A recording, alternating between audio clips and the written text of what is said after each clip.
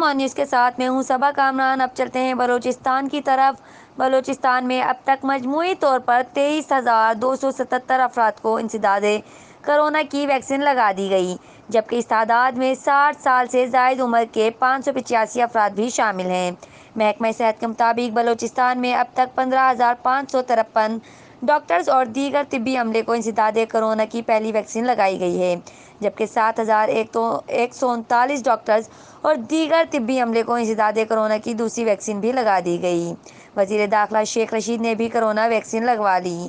بلوچستان میں 60 سال سے زائد عمر کے افراد کی تعداد 6 لاکھ ہے، جن میں 585 افراد کو انسداد کورونا کی پہلی ویکسین لگا دی گئی ہے۔ محکمہ صحت کا کہنا ہے کہ ایک سال کے عرصے میں بلوچستان میں اب تک کورونا کے مثبت کیسز کی تعداد 19,395 ہے، جبکہ صوبے میں کورونا کی شرح گزشتہ روز 4% تھی۔ محکمہ صحت کا مزید کہنا ہے کہ بلوچستان میں انسداد کورونا ویکسین کی رجسٹریشن نادرا کے پاس ہوتی ہے۔ رپورٹ کر رہے ہیں اویس رانا، آن نیوز بلوچستان۔ لائک کریں، کمنٹ کریں، شیئر کریں اور بیل آئیکن کو پریس کرنا مت بھولیں۔ دیکھتے رہیے آن نیوز۔